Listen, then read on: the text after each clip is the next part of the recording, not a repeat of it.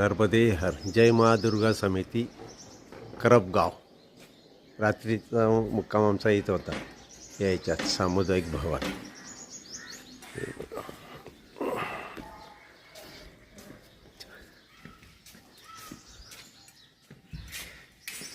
इथं मुक्काम होता. हा मंदिर परिसर श्रीराम हनुमान.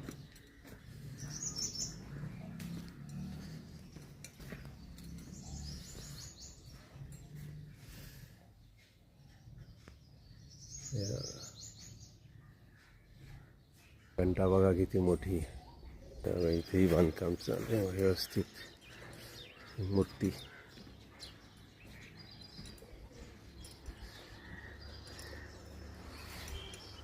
रात्री पाणी वगैरे असतं इथं.